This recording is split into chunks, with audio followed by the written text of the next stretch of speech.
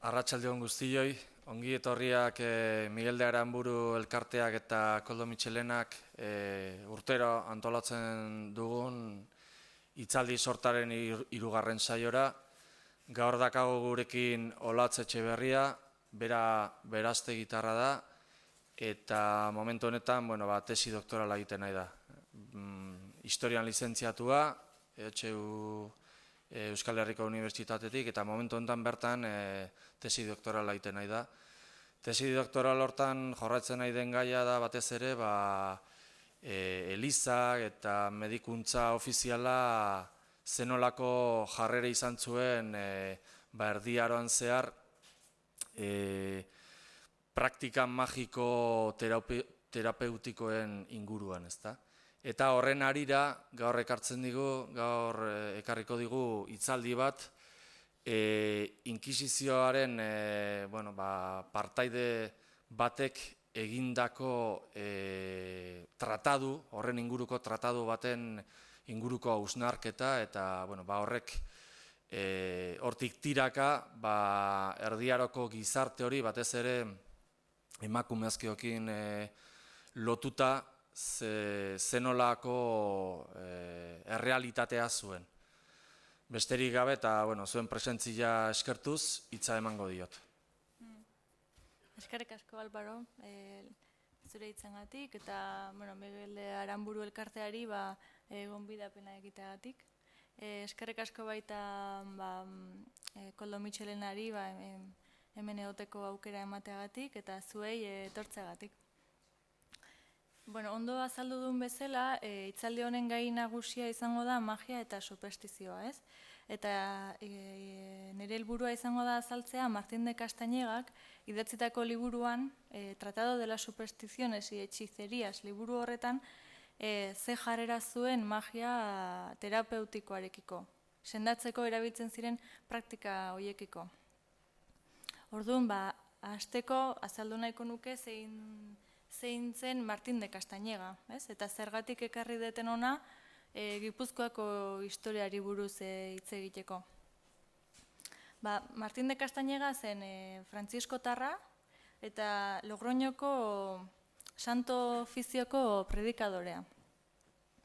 Eta egia esan hortaz aparte ez dakigu bere bizitzari buruz asko. Ez dakigu noiz jaio zen, nun jaio zen, ez da noiz hil zen, edo ze herritan hil zen. Bakarri dakigu 1529an liburu bat idatzi zula, Tratado de las Supersticiones y Hechicerías.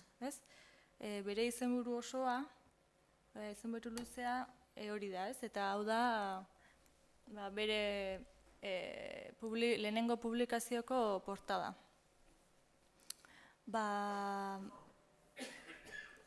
Martín de Castañega kokatzen da Kalahorrako diozesian. Eta Kalahorrako diozesia garai hontan oso zabala zan. Hartzezun, ekarri dute mapa hau, Nafarroaka da berez, baina nola koloretan dagon, ondo ikusten da zein zen Kalahorrako diozesia. Ikusten da, ez? Eske honekin. Kalahorra, ez? Gero hartzezun Araba osoa, Bizkaia osoa eta Gipuzkoako mendebaldea. Deba ibaietik mendebaldera zegoen zona hori.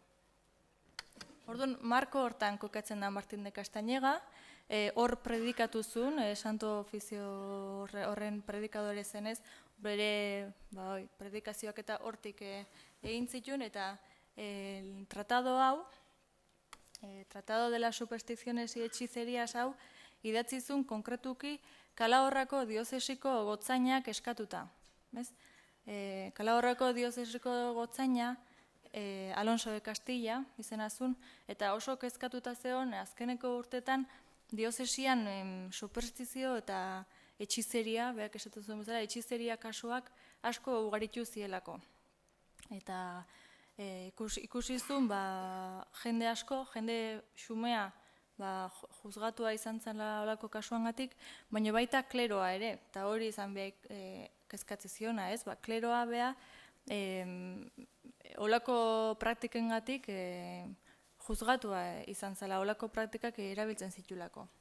Orduan eskatu zion idazteko olako tratatu bat, liburu bat, azalduz kleroarentzat, zein diren praktika onak eta zein debekatu behar diren, nun dagoen muga erlijioa eta magia, erlijioa eta superstizioaren artean, eta hola ez, enkarguz, esan zion, idazteko, Castañega, zu gizon jakintxua zara, esate zion, zuk asko dakizun buruz, zuk idatzi jendearentzat argi, ez?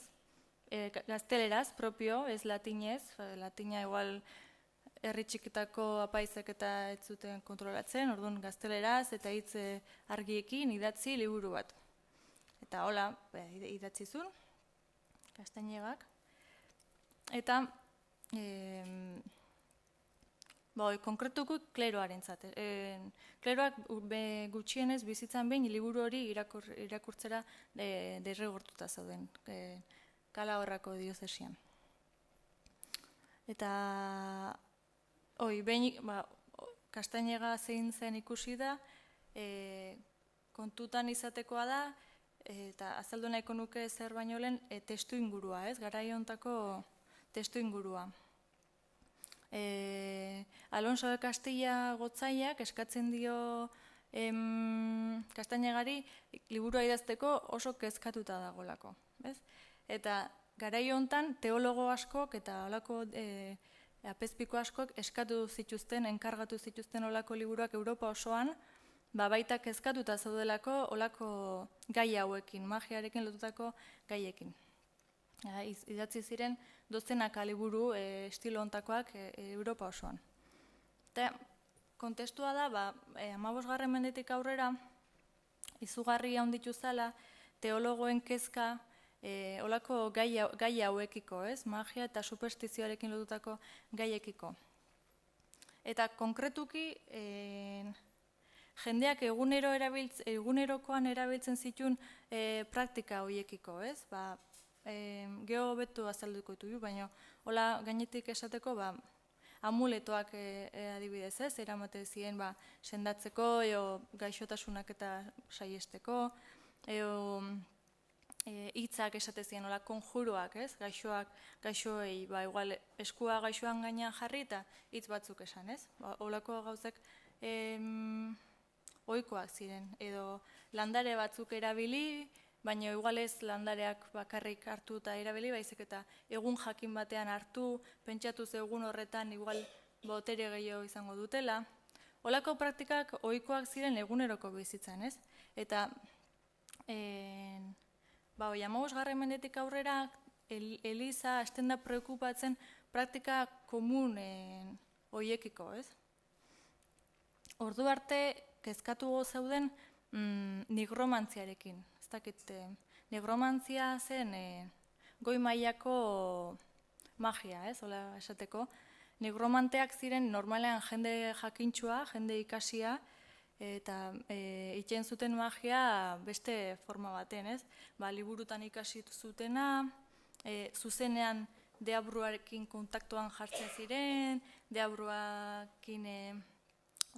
bidez gauza jakitze zituzten, etorkizuna, edo jendea mintzeko, jendeari min egiteko formulak eta ibiltze zituzten. Zan pixkat magia hola ulertzeko goi mailakoa. Aipatzen dute zerko batzuk egiten zituztela, ez dakit zer esan nahi duen, ez du esplikatzen zer da, baina zerko batzuk, deabruarekin kontaktuan jartzeko, eta horiek ziren ordu arte teologoen kezka nagusia, ez? Azkenean, deabruarekin zuzenean komunikatzen zirelako pertsona horiek.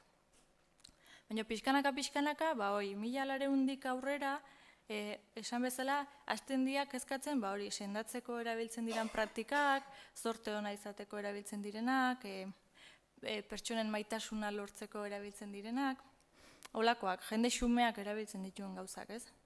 Eta zergatik, ez, da galdera nagusia, zeratik ematen da aldaketa hori. Asuntoa da ikusten hasten direla, deabruak parte hartu alduela, esku hartu alduela, olako praktika xumeetan. Amuleto bat eramatea, ustez ez da ezer txarra, ez da ezer diabolikoa, baina deabruak parte hartu aldu praktika horretan. Eta ulertzeko beren logikan sartu behar da ez, baina hola saiatuko naiz laburki esplikatzen, eta nik uste erresa dela. Beak esplikatzen zutena zen,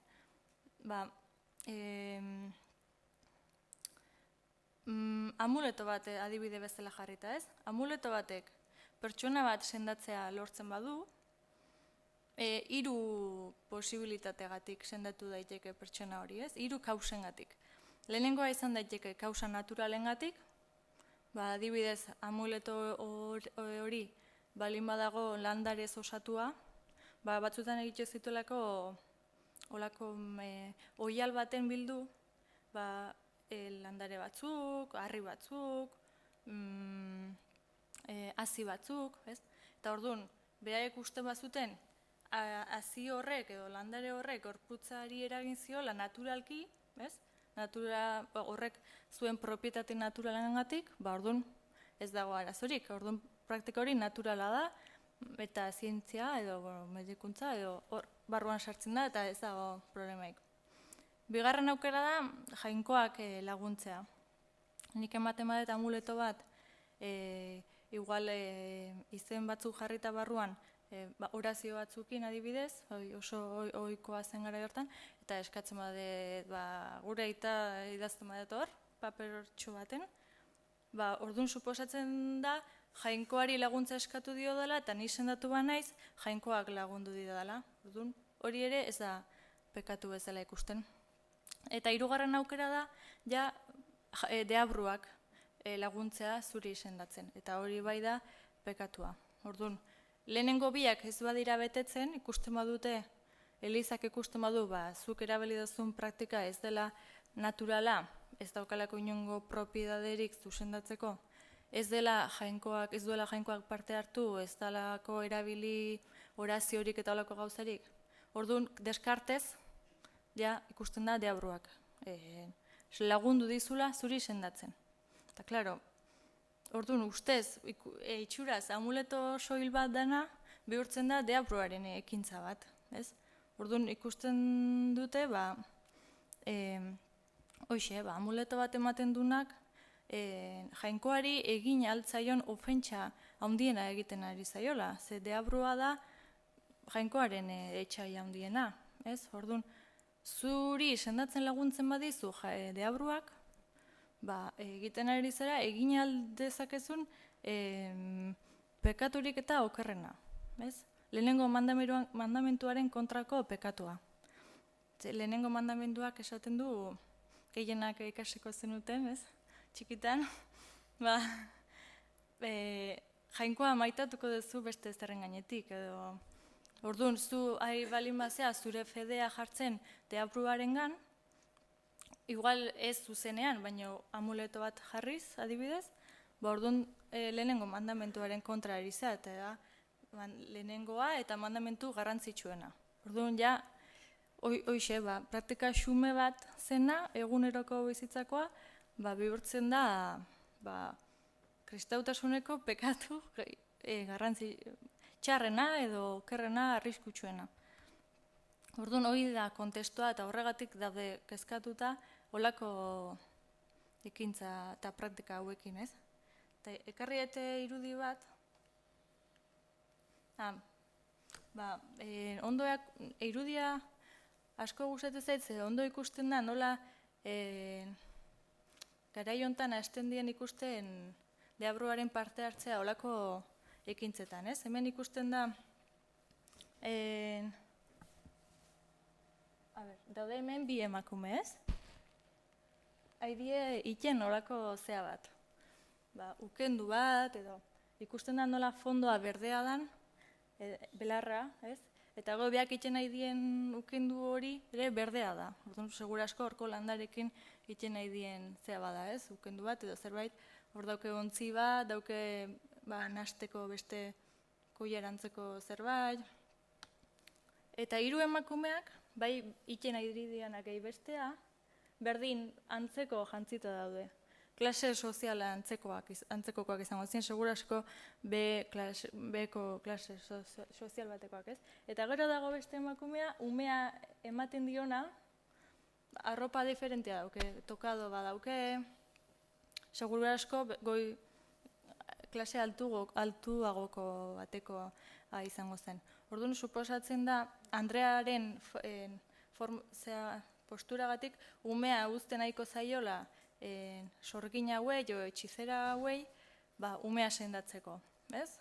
Besteak iten nahi dia hor beren unguentoa edo beren zea, eta ematen dio umea sendatzeko, baina tartean dago hor deabrua. Eta horrek erakusten du, azkenen emakume horiek belarrak eta erabiltzen ari dienen, bai, umea sendatuko da belarrengatik, baina laguntzen dio deabruak, ez? Deabruaren parte hartzea ondo ikustea. Orduan hau zen garai hortako percepzioa edo, ez? Eta horri gehitu bartzaio, baita Martin de Castañega liburua idatzi zunen, 1929, sorgina iza ezagutzen den bezalako fenomeno hau, ja lehertu zela garai hontan Europan, ez? Europa osoan ja zabaldutako fenomeno bazan, eta orduan urte batzuk lehenago etxizera bat zena, hemen ukendua egiten nahi dien emakume hauek adibidez, ez dutela itxuraz ezer txarrik egiten, 15. mendetik aurrera, pertsona hauek bruja bihurtuko dira. Bruja bere konotazio txar guztiekin, ez? Erderaz esaten dut ze, euskeraz sorginak ez du hain konotazio txarra, erabili liteke etxizera bat esateko, baina erabili liteke bruja bat esateko, orduan. Baina erderaz ondo ulertzen da, bruja hitza orduan sortzen da. Deitzeko bruja, malefika, mala, ez gauz txarra guztiak egiten dituna. Da etxizera berriz, ez bestelako praktika batzuk erabiltzen dituna, ez? Orduan, garai hontan sortzen da bruja horren estereotipoa, sekta diaboliko baten parte izatea egozte zaio, jainkoa gurtu beharrean deabrua gurtzea, ezagutzen duguna, ez? Akelarretara joatea eta han deabrua akerbeltzaren inguruan elkartzea, eta holako gauzak, ez? Umeak hiltzea, uztak txikitzea, imaginatu dezakegun gauza txarra guztiak egiten zituen bruja horrek, ez? Orduan, sortzen da Europan olako eromen bat sorginkeriaren inguruan, ez? Derrepente, daude emakumeak, egan egiten dutenak akelarretara joateko, eta hiltzen dituztenak umeak, berein gizonak, eta gauzak pentsa ezinak diren gauzak egiten dituztenak, ez? Eurako psikosis egoera bat sortzen da Europan. Eta orduan kontestu hontan gaude, Castañega liburu hau idatzi zuenean. Baina Castañegak oso ondo bereizten du zer den etxizeria eta zer den brujeria, zer den bruja bat eta etxizera bat. Eta beak esplikatzen du, brujak deabruarekin kontaktuan jartzen dira, deabruarekin pakto bat egiten dute, kostienteki, beak, deabruarekin kontaktuan jartzen dira, beak gurtzen dute, adoratzen dute, da pixka bat nigromanteek bezala, deabruarekin interaktuatzen dute, ez? Beste antolatuta daude, esaten du, beste esfera batean daude. Gero, etxizerak, eta konjuradoreak, aipatzen du baita ere maskulinoan, hau egiten dute askotan esaten du ogibide bat bezala, lanbide bat bezala. Etxean hartzen dute jendea, sendatzeko, maitasun filtroak eta egiteko. Orduan esaten du askotan diela emakume behartsuak, eta esaten du baita ere apaiz pobreak. Ez doketenak jatekorik eta aprobetxatzen dutenak diru pixkatoi, etxen jendea jaso, lagundu, ukenduak egin, horrelako gauzek, filtroak, ez dakit, amuletoak, horrelako gauzak, eta diru pixkatateatzen dute eta hortik bizitzen dira. Eta gero aipatzen du hirugarren talde bat, eta hori kurioso da, ze beste teologoak ez dut aipatzen. Esaten du, etxizera eta sorgin hauengana joaten direnak, ez? Remedio eske. Eta zehazten du gaina hauek inkostienteki egiten dutela pekatua, ze beak gaixo daude eta joaten dira beste ez ez dauketelako, esaten dugu. Balga lo que balieren, ez? Badazpadan, libro ezakit txarra dan edo da, ni jongo naiz, ez? Esaten du hauek pekatu egiten dutela, baina ez dela hain pekatu txarra, ez dela hain ranzioa, esaten du beak. Inkostienteki egiten dutelako. Beak azkenen nahi dute erremedio bat eta joaten dira behar danan gana, ez? Orduan, testu inguru hontan dago Castañegaren liburua, eta orduan Castañegak liburuaren erdia hartzen du sorginkeriari buruz hitz egiteko, hori, dena gaizki, dena txarra egiten zuten emakume horiek, deabruarekin elkartzen zirenak eta sekta bateko partea ziren, eta hartzen du liburu erdia horri buruz hitz egiteko eta bere teoriak esplikatzeko.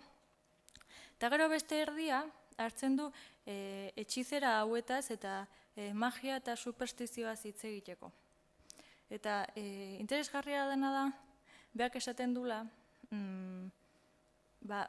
sorginkeria guzti horren erroan dagoena dela azkenen jendeak dauken ohitura edo ohitura praktika magiko eta superstiziosoak erabiltzeko.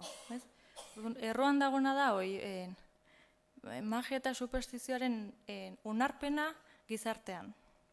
Eta esan du, hoi zuzendu behar dela, beste guztiari aurre egiteko.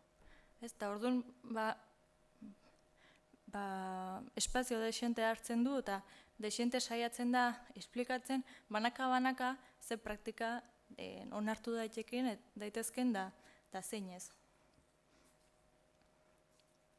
Ze gainera beak arazo bezala ikusten duena da, kleroa, apaizak, ez? Azkenen, herri bakoitzeko apaizak ez direla gai identifikatzeko jendeak egiten dituen praktiketatik zein diren onak eta zein ez. Orduan, ezin dituzte frenatu, ez? Ezin dituzte kondenatu. Eta gainera, askotan beak ez dakizkite zein dauden ondo eta zein ez, eta askotan beak erabiltzen dituzte praktika magikoak. Orduan, hau dena soluzionatzeko, beak saiatzen da esplikatzen, zer dagoen ondo, zer ez. Eta orduan, azalduko ditut, batez ere sendatzeko erabilitako praktikak, ez? Haien inguruan daukan jarrera. Ze, Castañegak, eta bere garaiko teologo gehienak ere, bereziki sendatzeko erabilitako praktikak aipatzen zituzten. Eta gainera, askoze detaile gehiorekin azaltzen zituzten. Segura asko, alde batetik, azken baten nik pentsatzen dut, osasuna dalako ez, jendearen, pertsona guztien kezka handienetako bat ez, orduan handiena ez bada. Orduan, horiek izango ziren gehiena erabiltzen ziren praktikak. Eta beste alde batetik, sendatzeko erabilitako praktikak zauden mugan medikuntza eta erlijioaren artean. Orduan ziren zaienak bereizteko, zaienak ziren jakiteko benetan zein den ona, zein den txarra, hor mugan zauden. Orduan gehiago saiatzen dira konkretatzen olako praktikak. Orduan, ni pixkanaka esplikatzen jungo naiz, zein dien aipatzen dituen praktika hauek, ez?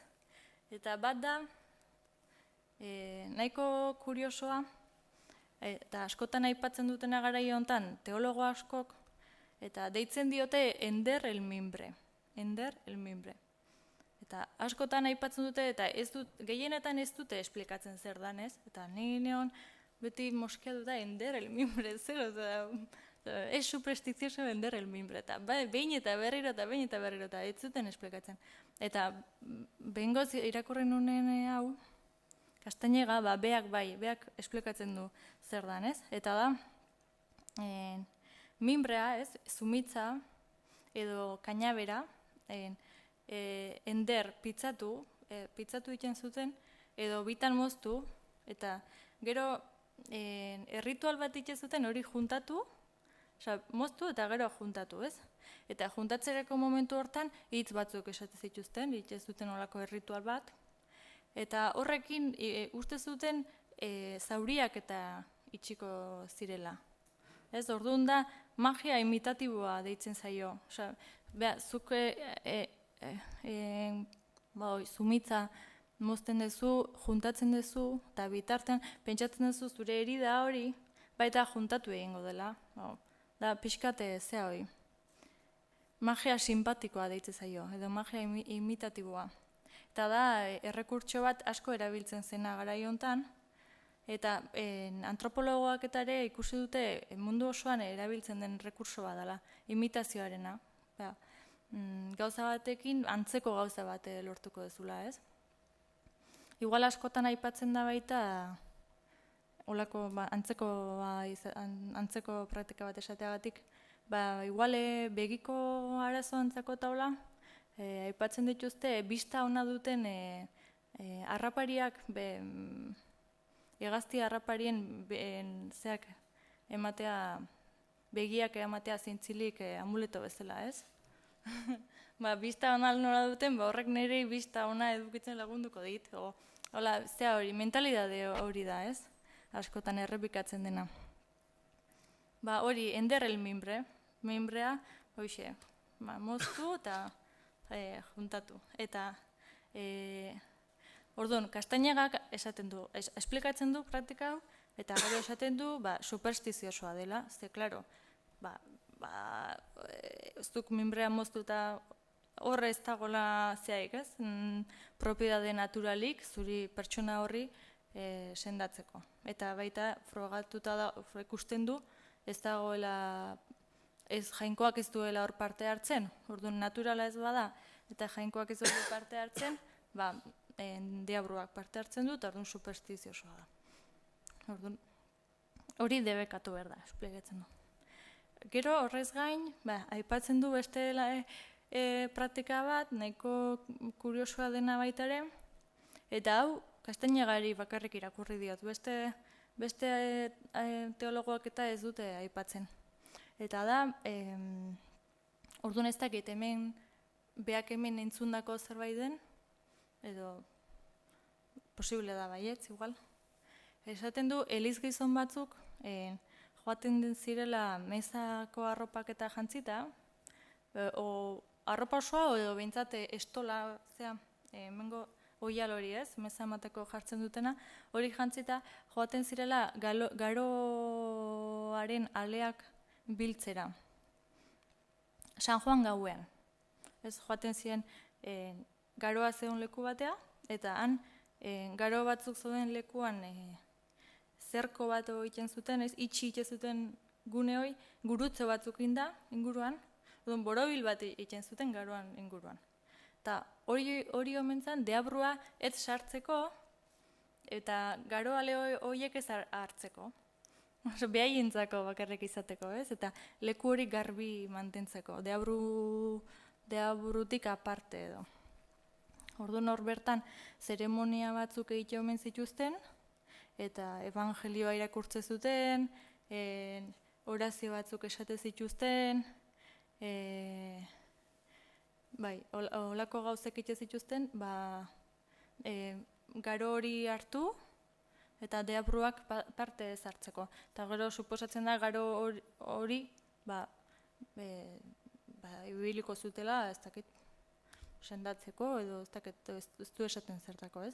Orduan, Castañegak esaten du, hau ezin dela izan praktika onargarri bat, ze esaten du, deabruak zertarako sartu behar du, zera, zukin horra apaizak egin duen zerko horretan, horrek ez du zentzurik, eta esaten du, gainera, seguru, deabruak berak uzten dituela garo horiek hor apaizak hartzeko. Bueno, bentsat beak esaten du, bueno, honek ez duela zeaik, ez? Ezin zaiola bilatu esplikazio bat onargarria izateko. Orduan, baita, kasu honetan, kezkatzen diona da, kleroak berak elizgizun apaizak eta joten direla hor garoa biltzera, ez? Eta, esan leheno esan duten bezala, kleroari erakutsi behar zaiola, hau ez dela onargarria. Orduan, holako praktikak aipatzen ditu. Gero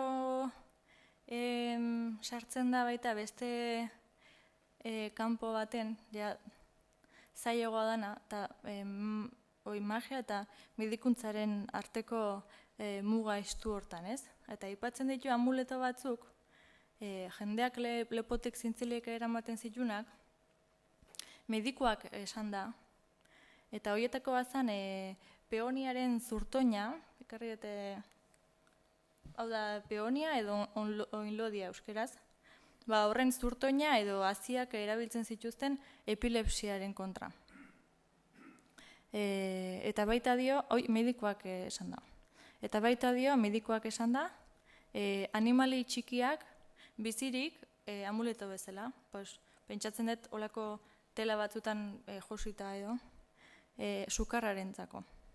Eta esaten du kilkerrak, langosta insektoa, edo armiarmak bizirik, ez? Hor ematea. Orduan, esaten du, hau itxuraz, berak kostiente da, hau itxuraz superstiziosoa dela, ez? Itxura guztien arabera, animaliak bizirik ematea, ez da zeratxoso, ozea. Hau itxuraz superstiziosoa da, baino onargarriak dira. Eta zergatik, medikuak erabiltzen dituzte, esperientziaz ikusi dutelako funtzionatzen dutela. Eta orduan ja sartzea magia eta medikuntzan arteko muga hortan. Ze garaiontako medikuntza, metodo zientifikoak eta ez ziren gaur egun bezala, ez? Gaur egun medikamentu bat frogatzeko egin behar duzu zea bat, ez? Jende askok probatu behar du, ikusi behar duzu nola reakzionatzen duten, ez? Baina garai honetan, medikoak ikusten badu, bere paziente batzuk, batek, biek edo hiruk, armiarma bat jarri adibidez, eta sukarra jaisten zaiola, lotzen du hori armiarmagatik sukarra jaitsi zaiola, ez? Orduan ikusten du, hau, erabili daiteke. Esan ez zegoela olako zeaik, ez? Diferentea zela beren aktuatzeko forma. Orduan, olako praktika asko medikoek onartzen dituzte, esperientziaz frogatu dutelako beraiei funtzionatu diela. Eta kasu honetan, Kastainegak esaten du, beraiei funtzionatzen badie, ni ez nahi zinor, ez esateko. Eta gero, guendik kuriosogoa, aipatzen dula, badu dela beste praktika batzuk, medikoek ere badakitenak ez dutela inongo birtute naturalik, baino gaixoaren buruan eragiten dute. Eta da, gaur egun hainbeste entzuten den placebo efektua, ez? Gaixoak naue erabiltzen badu, pentsatzen du sendatu egingo dela. Eta orduan nik medikoak badakit, ez dela horregatik sendatuko, baino behai ondo egiten badio, erabiliko dut, ez? Eta aipatzen du, zea bat, praktika bat, mediko batek erabilitakoa, eta da, artearen ezkur berde bat, ekarri dut, esterik gabe, baina ikusteko. Artearen ezkurra, baina berdea dagoenean muendiken. Hori, amuleto bezala jarri, eta gaixoari esaten badiozu, ezkur hori lehortzen duan inean, sukarra jaitsiko zaiola, sukarra jaitsiko zaio. Bestela ere mal jaitsiko zitzaion, ez? Baina, bueno, orduan, esaten du Castañega, olako praktikak onartu daitezke. Eta ikusten dolako ez diotela kalterik egiten inorri. Baina betire konkretatzen du, ez badira erabiltzen, ez ritual magikoak, ez hitz superstiziosoak, ez inongo parafernaliarik, ez? Bakarrik, olako erremedioak inori kalterik ez badiote egiten, eta ondo egiten badio gaixoari, erabil daitezke. Eta hau oso kuriosoa da, ze garai honetan inongo, oso gutxi egongo ziren olakoak onartzen zituztenak. Normalean, eliz gizonak eta teologoak, gaina, esan bezala, geroz eta handiagoa izan kezka olako praktikekiko, bazpare, esate zuten, bazpare, hobeda, debekatzea, ez? Etzien hasten alako excepzioak eta jartzen. Normalen denak debekatzen zituzten, baina Castañega alde hortatik berezia da, zebeak bere esplikazioak ematen ditu, olako praktikak onartzeko. Eta kurioso dena da, baita, kasu honetan bezala, esplikatzen dula argi eta garbi zer onartzen duen eta zergatik. Normalen olako liburuetan helburua zen gaizki zegoena esatea, dena negatiboan.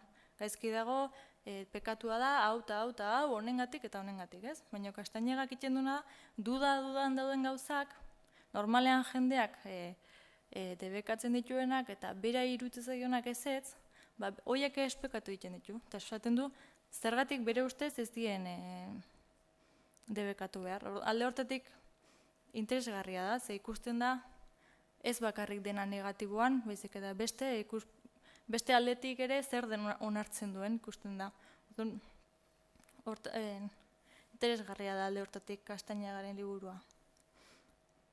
Orduan, guaina aipatu ditutenak izango ziren pixkat magia eta zientziaren o magia eta medikuntzaren artean dauden, muga hortan daudenak, ez?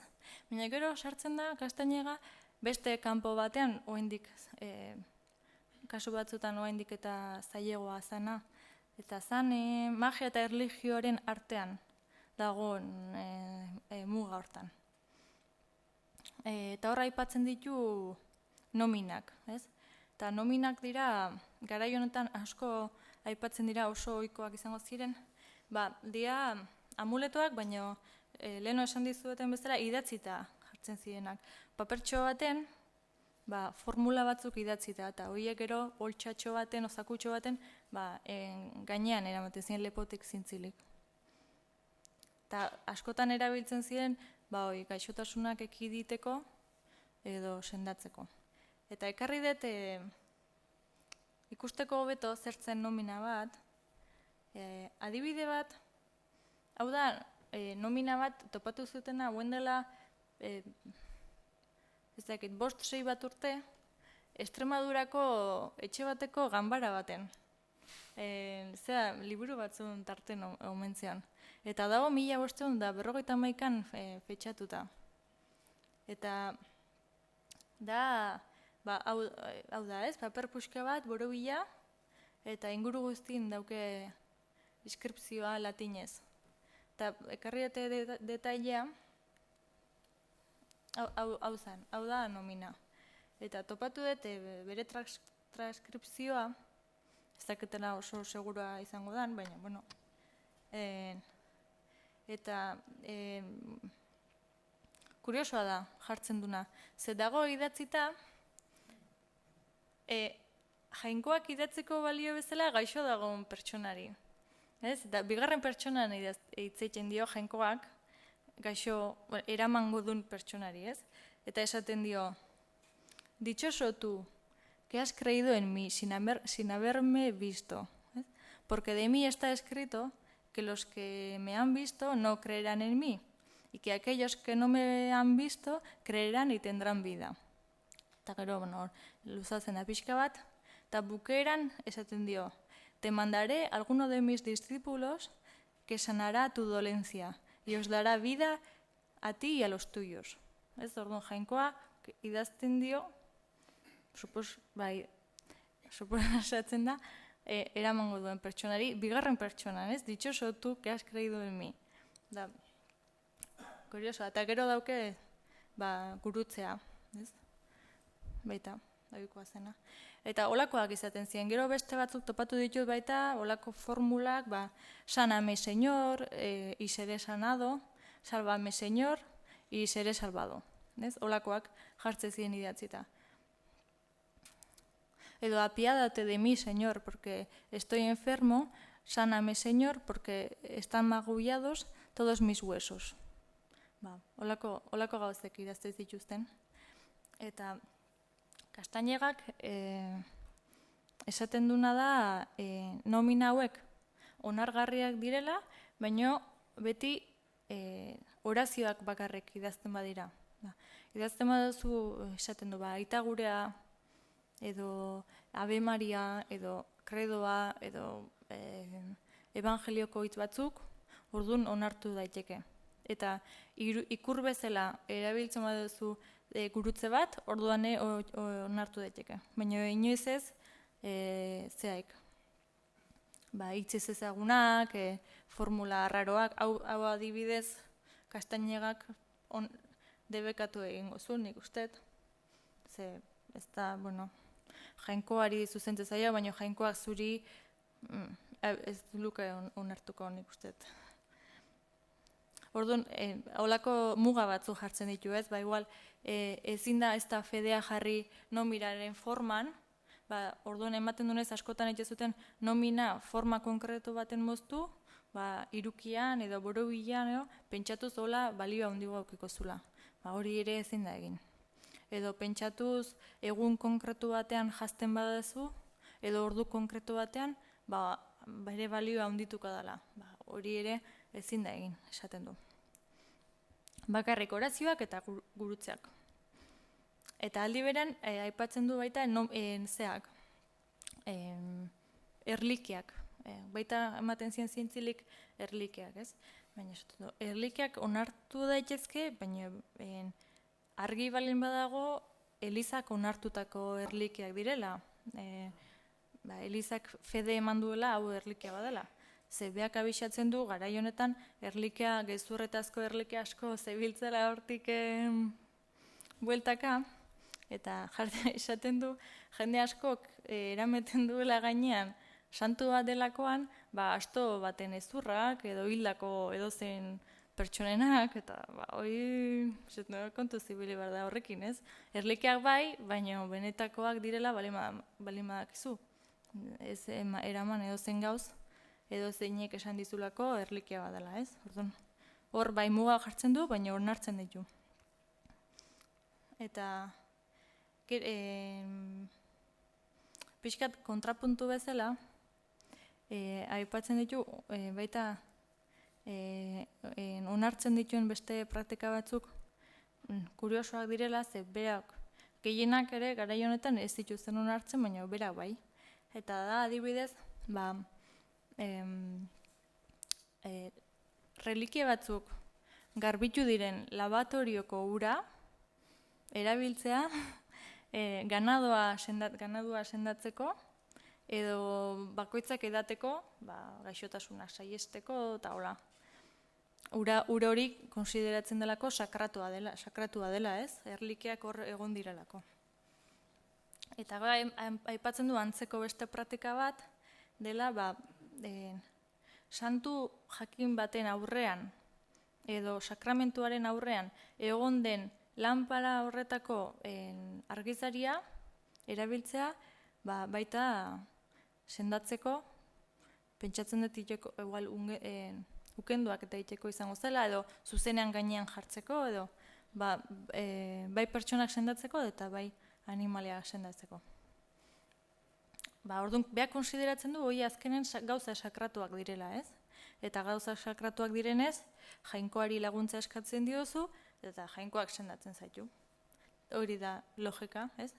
Baina, garai hontan, Erdiaroaren amaieran, teologo gehienak hasten dira susmatzen olako praktiken inguruan.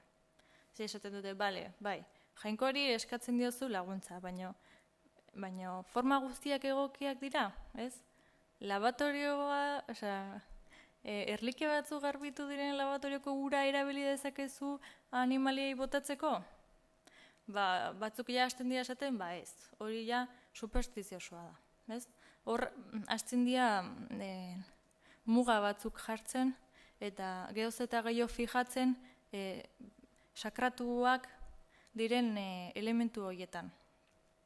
Adibidez, bedenkapenetan, holako ur sakratua erabiltze duten praktiketan, santuen gurtzan, orazioetan, hasten dira fijatzen, hori esan detena ez, jainkoari eskatzen diozu, baina agian forma ez da egokiena. Agian ritual erlijiosoak gaizki erabiltzen ari zera, eta hori ere pekatu da ez. Orduan, hau esplikatzeko oso interesgarria da, ikusteko ez, nola ja etzen bakarrik kezka, igual ukendu bat gaizki erabiltzea, ja erlijiosoak diren ritualak ere gaizki erabiltzeko kezka handitzen hasi zen. Eta kuriosoa da hortan, Martin de Andosillaren liburua. Martin de Andosilla Nafarra zan,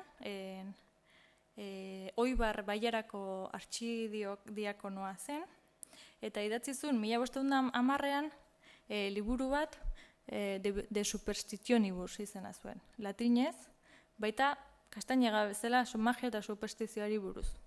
Bakarrik honek latinez idatzi zuen, eta orduan proiektzio handia eduki zuen Europan.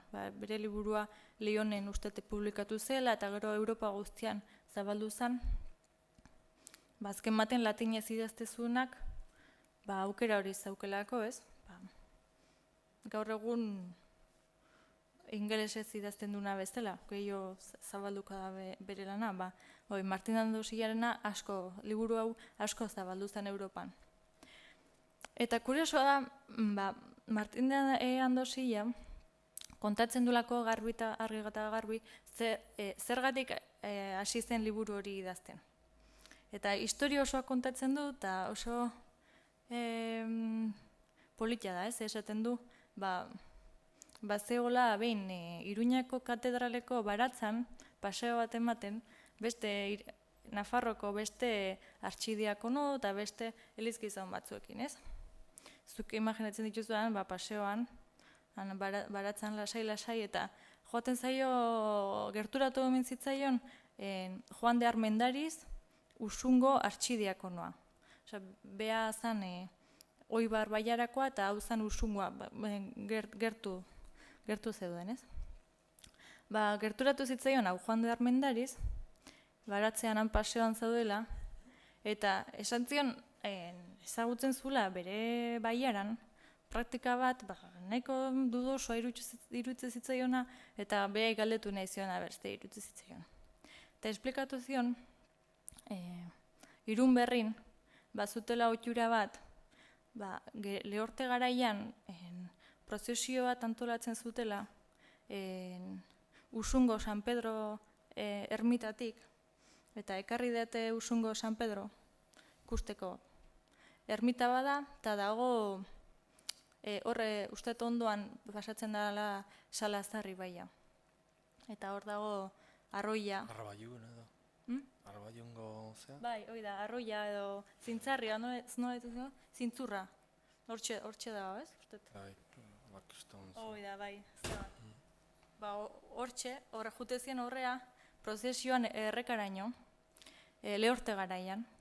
Eta orazioak eginez, kantatuz, prozesio bat, eta errekara iritsitakoan, mehatxatzen zuten San Pedro, errekara boteko zutela, ebia ez bazun egiten. Eta orduan horrik ez duen olako ritual bat, esaten zioten hitz oso zeaken, errekara boteko zaitut, eta ez badu euria egiten, eta Andosillak esaten du, hori egin eta 24 ordura beti euria egiten zula. Orduan, inoiz ez zutela uretara bota beharrik izan santua, ez? Orduan, bueltatzen ziren, beren ermitara, eta klaro, orduan, Juan de Armendariz dago kezkatuta, praktika hau zer da, onartu daiteke edo ez. Esan detena, azkenean, santuari eskatzen diote laguntza, San Juan deusun, ez? Baina forma igual ez da oso egokia. Eta horregatik galdetzen dio Martin de Andosillari. Eta Martin de Andosillak esaten dio, hau argi eta garbi praktika superstiziosoa da. Irun beharreko jende hau ari da esaten du, bajo la capa de la religión, ez? Erlijioaren izenean edo erlijioaren kaparen azpian, ari da praktika superstizioso bat egiten eta sakrilegioa handi bat, ez? Orduan hau pekatu bada. Eta konturatzen da Martin de Andosilla, Juan de Armendarizek duda hau edukizun bezala, inguruko beste apaiza askok ere olako dudak eukiko zituztela, ez? Eta askotan eitzekitela nun jarri muga ze onartuta zerrez. Orduan erabakitzen du liburu hau idaztea, de superstizionibus hau, tratado hau. Eta horregatik azten da, aitzaki honekin azten da praktika hau aipatzen. Eta esplikatzen du, zergatik eta gaizki eta hori dena. Eta gero, esplikatzen ditu baita, aldi berean, ja hasten dela honekin, ja beste batzuk karrerian hartzen ditu, eta esplikatzen ditu Nafarroako beste praktika asko, kuriosoa direnak, zen normalean, olako liburuak idazten zituztenek, ez zituzten aipatzen ze praktika egiten diran ze herritan, ez da orokorrean. Martin de Castañagak ez ditu inoiz herriak aipatzen, ez ditu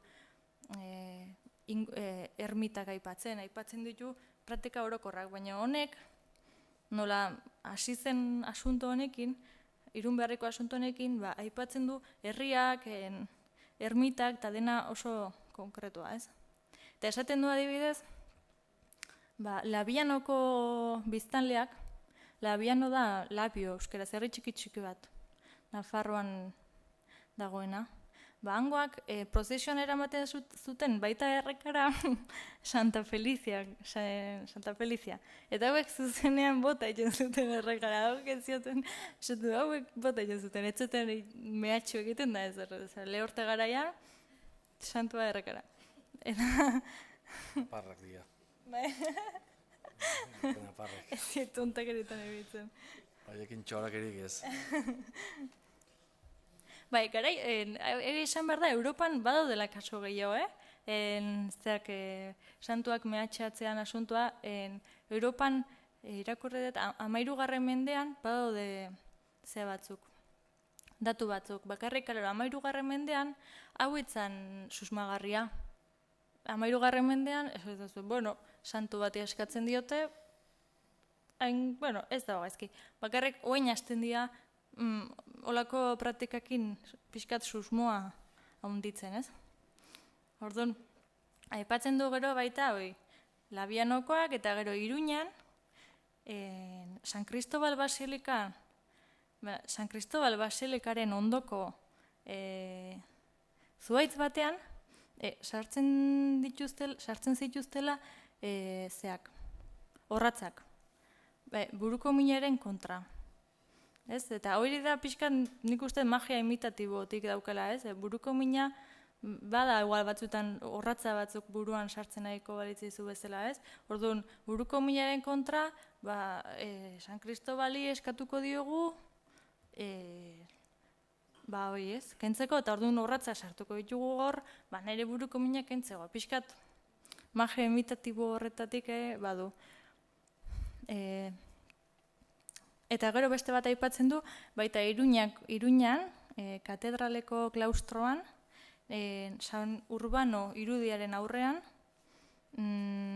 neska gazteek beren melenak eta soltatzen zituztela, San Urbanori hile ona edukitzeko, eskatzeko, ez? Hile ez erortzeko, hile politagoa edukitzeko, eta holako gauzek.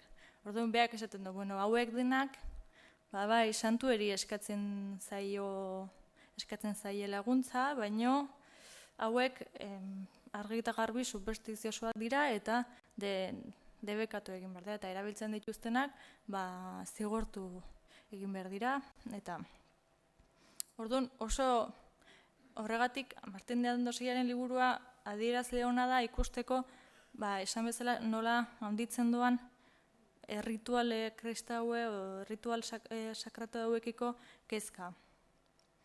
Eta ez bakarrik lehen esan ditudanak, hori adibidez garoa biltzeko formak edo landareak erabiltzeko formak edo ritual religiosoak ere bai, ez?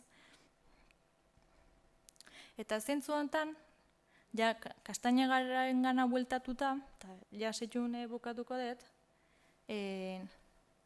Kastainagak ere bukaeran bere liburuaren ondoriotan pixkat aipatzen du ze hau bide hontatik dijoala.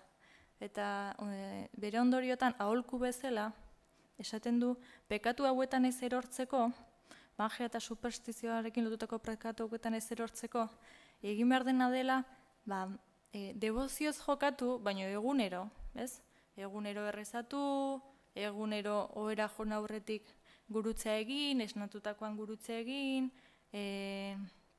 aldan guztietan errezatu, mezetara joan igandero, sermoiak adientzun, konfesatu urtean behin, gutxienez. Orduan, debozioz jokatu, salbazio bat lortzeko, baina debozioz egunero. Berak ez du argi esaten, baina hasten dira garai hontan teologo batzuk esanez bai. Egunero, jarrera ona erakutsi hartzaio jainkoari, jainkoak zuri laguntzeko. Ez duna balio da, gaixo zaudenean, egitea alako gozo okurritu zaizkizun guztiak, ze orduan jainkoak ez dizu lagunduko, ez? Jainkoa ez dago gaixo dagon bakoitzari mirariak egiteko, esaten du. Egin behar dena da, ondo jokatu, jainkoak zuri laguntzeko, eta, gaixo zaudenean ere egin ditzakezu orazioak, baina ez nominak jarri eta amuletoak eraman, eta hori ez. Pixkanaka badoaz olako jarrera batzuk hartzen, ez? Eta Kastainagak ere bai pixkateak usten du hori, ez? Hori, nola mantendu eguneroko debozio hori. Eta baita bukaeran, ondorio bezala, gehitzen du, nik izenburu bezala aukeratu dudan zita hori, eta esaten du, magia eta superstizioaren errore horietan ez erortzeko, egin behar dena da ez utzi emakumeek inongo praktika magiko eta superstiziosorik erabiltzerik, ez? Eta aipatzen du zita bat oso politia dena eta bukatzeko esan egingo dut. Eta horrekin bukatuko dut, Eta esaten du, las mujeres simples no se entremetan en curar enfermedades de niños o de otras personas, en especial con palabras y cosas que no querrían que los hombres sabios y discretos, medikoek, las oyesen o viesen. No procuren de saber cosas que no les cumple saber, ni sean curiosas en escudriñar cosas ocultas deseando saber lo que naturalmente no se alcanza. Eta hori da bere ondorioa eta nik ere hola bukatuko dut. Eskerrik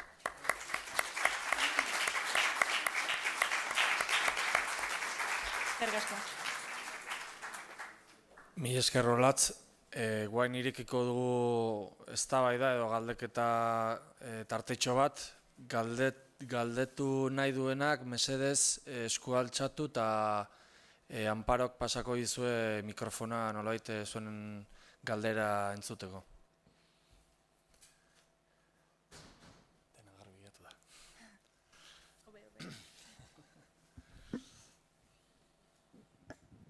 Bai, eguzkilorea hain zarra da, bolara hortako ohituera da jartzia atetan baserritan edo berandugoko ohituera da? Ja, ez dakit. Eguzkilorea. Ja. Ez dakit egia esan noizti datorren, baina egia esan dokumentuetan ez dute aipatzen. Konkretuki eguzkilorea ez du aipatzen, baina horrek ez du esan nahi ez deanik, ez? Igual momentu hortan ez zitzaien hainbeste, ez zuten gaizki ikusten igual. eta ez dute aipatzen. Bai aipatzen dituzte landareak jartzen dienak atetan, erramua jartzen dena gabonetan edo zer da? Hori da. Hori bai aipatzen da. Eta bai, olako landareak bai aipatzen dira batzutan. San Juanetan baita landareak jartzea. Baina eguzkilorea hola esan da ez dute aipatzen, baina horrek ez du esan nahi ez da, ez denik ez direnik jartzen, Ez dakite Karo Barojak edo esango duen zeo zer bere liburuetan, baina normalean eguzkiloriak baso soilduetan asaltzen dira, da, zuhaitzik ez dagoen lekuan. Eta gaina pixka altura batian ere. Orduan, Aralarren da hola zenbait aldeetan agertzen dira. Orduan, ni pentsatzet hori ja pixka zaharrago izango dela, ze normalean Gipuzkoako basuk eta hasiko zian benetan soiltzen 18-19 mendetik aurrera. Orduan, nik susmoa dakat orduko ohitura izango ote dan. Bai. Ja. Ez dakit. Bai, ez duen pentsatu. Bai, eta zerrenda hortan azaltzen dira, bai ez, karo galazia daudenak baita ere, ez? Eta galazia dauden horietan jartzen du ze kastigu edo ze ondoren ekarriko lukeen, o zenek erabakitzen du gero galazia dauden horiek praktikan jartzen baldin badira, ze ondoren ekartzen ditu, zenek erabakitzen du hori? Hori, beak ez du jartzen, egia esan. Hori Elizako asuntoetan penitentzia bat jarri behar bat zaio, hori konfesoreak erabakitzen du. Daude konfesorei eskainitako liburuak, konfesorei erakusten dietenak zerri buruz galdetu behar duten, eta galdetzen duten horri buruz ze pena jarri behar duten. Eta hor esplikatzen dute bakoitzari ze jarri behar zaio, baina hemen ez dute esaten. Eta egia esan guen ez zingo nuke jakin zer konkretuki gauza hauek zenbateko penak zituzten. Ez dakit. Badaketena da, garaion honetan, ja inkisizioa hortik zebilenean, gehoz eta arrisku handiagoa zegoela, inkisizioak ikusten badu zu etxizera bat zerala, arriskua daukezu bruja bat zerala esateko, eta orduan ja, hor ja bai sartzen dira, gehienetan olako ja bruja bat balin bazea, bestela ez, baina orduan gehienetan pena izatezan ondasun guztiak kentzea, eta gero segun zer erabakitzen da, heriotzara kondena edo ez. Baina hori da ja sartzen bazea eta egozten badizute estereotipo horren barruan dagoena. Baina olako praktikak erabiltzeagatik, pertsona xume batek erabiltzen baditu, ez dut uste beste munduko zeharik, izango zen, ez dakit. Ez dakit, ze izango zen, baina penitentzia konfesorea jartzen dizuna. Nik aldera bat neukan, aipatu duzu liburua gazteleraz idatzi da daola, baina hori pixkat harritu zaitere, ze karo, Euskal Herriko edo Euskal Lurraldetako apaizgoak askotan oso gaizki hitz egin gozun edo kasik etzula ulertuko gazteleraz. Gehore horren liburuaren transmisioa nola ingozun, ze normalean mezak ere badakigu ia 17-18 mendera arte gehientxuena latin ezela, tartetxo bada igual azalduko zien euskeraz, bere komunitateko sinislei, baina horren berri badakazu, ez dakite, benetan zenolako aplikazio izan zuen liburu horrek edo gio benetan aplikatu gotezan edo? Ez dago daturik. Erdiaroan olako gauzantzako datuak mugatuak dira. Bai, Trentoko kontzilio arte. Bai, mugatuak dira. Orduan, ez dago daturik benetan kumplitu zuten eta irakurri zuten, edo ez. Ze horra ipatu duzun kasu hortan, mehatxoatzen zutela San Pedro Eta beste hortan abiatu duzuna botatzen Bota, zuten, bai. suposatzen dut apaiza aurrian nengo zala, noski? Claro, eske hori da. Kejatzen dena da artxidiakonoa, baina Bai. benetan herriko apaisak sinistuko zuten hortan. Hoi da, eske hoi da Kastainegak eta apezpikuak eskatu ziona da horri buruz hitz egiteko, ze hoi izan problema handinetako bat, apaiza berak erabiltzen zituzten horrelako praktikak. Apaizek sinisten zuten Siniste, hortan. hoi da. Gero aipatzen du baita, guain ez dut esan, baino beste praktika bat asko kezkatzen diona Martin de Castañegari, eta da, ekaitzak eta datoztenean herrira, ikusten denean, ekaitza datorrela, beltza jartzen ari dela zerua, apaizak eta jendea igotzen ziren kanpandorrera, eta esaten du, zapatak botatzen zizkietela zehai, zen... Bai, tximista edo... Bai, moia bai. edo... Eta hori, bai, aspalditik dokumentatuta dago, pues, beren mentalidadean, ez, zerura, odei beltzoiei gauzak botatzea, harriak edo gauzak bidaltzeko, ez? Eta, klaro, esatzen du, hau, apaizak joaten dira area, estola jantzita, ez, elizako zea, eta geho han itxen dituzte beste ritual batzuk, hitzak esan, eta hola, ez? Orduan, esaten du Castañega, mugan jarrita, eta esaten du ondo dago, baino orazioa bakarrik esaten baditu apaizak. Joan daitezke, kanpaia jo, esaten du kanpaia jotzea ondo dago uxatzeko ekaitza, soinuarekin, eta orduan, muga hori jartzen du, baina bai preokupatzen dio, hori herriko apaizak direla egiten dituztenak olako praktikak. Orduan, nik ez dut uste, olako liburuak, ez dut uste benetan eragina handirik izango zutenik izartean, ze aro modernoan, eta orain dela gutxi arte ez, nekazal munduan, magia eta superstizioa ikertzen duenak, praktika pile bat ezagutzen dira. Orduan, ez dakit, bai, debekatzen ziren, baina ez dakit benetan jendeak horrek funtzionatzen duela uste badu erabili. Ingo ditu izkutuan badare, errealitatean ez dut uste gehiegi, helburua gehiegi. Bai, askotan uste du katolizismoa erki errotuta zehola 16. mendetik, baina hor, adibidez, 18. mendean jesuitek eta bestelakoek egin zituzten olako misioak, hemen ingurun bertan, Ezkaraiko herrietan, gaina euskaldunak zirenak edo Pirineotan. Orduan, horren arira uste dugu ez, bakarrik olako supertxeriak eta superstizioak direla amase edo erdiarokoak, baina ila 18. mendera arte iraun dute, bai. Eta, bueno, gaur egun ere nik ustute Ego Amerikan egoten den egoera berdina. Zuga askotan ikusten duzu telebistan eta idia mesan eta hartzen dute olio bat eta mozten diote burua eta esatezu, baina hau ze demontre da, ez? Bueno, hori da bere modua erlijioa ulertzeko, da nasketa bat, paganismo eta katolizismoaren... Bai, egia da, nik bai Bolivian ikusi nolako, eta antza handia zu, naiz, hilotze ziren zea batea, mendi batea, antzeon santu bat, eta santu horren zea bat zan, ez? Santu horren egunean, hillotzen ziren prozesioan mendi hortara.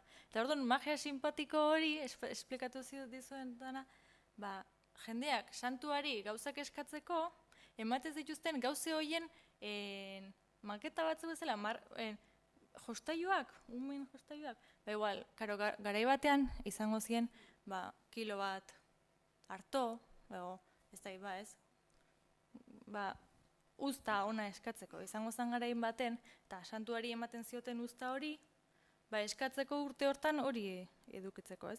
Baina gaur egun ematen zizkioten kotxeak adibidez, kotxeen jostailu batzuk, edo etxeak, etxe baten marrazki bat, edo olako gauzek, eskatzeko santu horri etxe bat edukitzea, edo kotxe berri bat edukitzea, ez?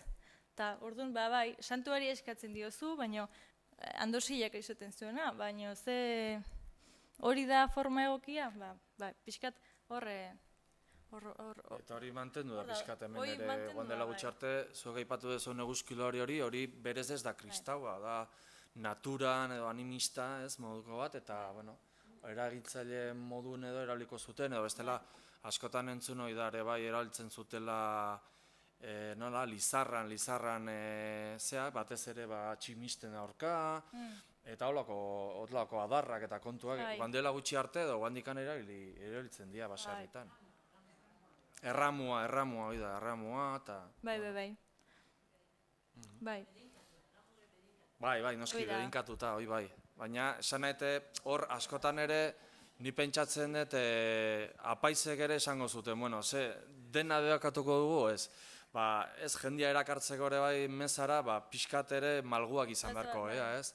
Tardun ez dugu dena, gurera ekartzeko, erabildezaten paganismotik datozen ohiturak horiek, baina kristautuotak, ez? Bai. Eta, hori Hoi uste dugu dela gutxi arte erabili dela. Bai. Ez dakit beste galderaren bat badagon, bai, markatu. Eta rogatiban buruz zer? Rogatibak? Bai. Eskaerakola... Euri jeitzeko eta hola itxen zen, ez da? Propluvia eta Bai. horiek. Ez dut hola. Ez dakit. Nola bat? Ez dut, aber guendik iten dian. Iten dian, Ez dut holako horik irakurri. Euriarentzat, ez dakit. Adibidez, ni okerrez banago alalarren da, oen dela urte batzuk, kriston lehortiak ontzian eta beltzainak eta kejatzen zian, ez? Bereak kriston lehortia zutela eta okerrez banago, ez dakit nongo paisara jozan, bedeinkazioak itea, osea, erabiltzen da oen dikan. Kara, azken batean, ez bada mundu modernoak ez baditu irtenbideak ematen, haizu, buelta gaitezen betikora, ez? Eta agian horrela emaitza emango du, ez? Beste gauza bat, orduan bai. Nik uste asunta hori dela, jendek beharra sentitzen duenean edozen gauzengatik, aukera daukena erabiltzen du, eta esatu du, ez dakit, zerre balioko egiten, baina nik bazpare, ez? Eta hori, erdiaroan egiten zuten, eta gaur egun ere egiten da, forma diferentetan, baina... Bai. Gaur agian erlijioak ez dauka hainbeste garrantzia, baina, asko gea superstizioak, ere? Bai. Adibidez, futbolariak ere kriston manilak omen dituzte, eta jartzen dituztela ez dakite arropak modu batea, edo bestea, edo, holako gauzak mantentzen dira, ez? Eta, nik ikusi ditut ere emakume asko etxetik ateatzen eta guandikan bedinkatu egiten dira. Bai. Hori oso ohikoa da, esan nahi, hor ere badagola erlijio kutsu bat, baina baita ez, superstizioa, nola baita, ni bedinkatuko naiz, bazpare, egun hona izateko, ez da? Mi esker etortzagatik eta zen parte hartzagatik. Hurrengo arte.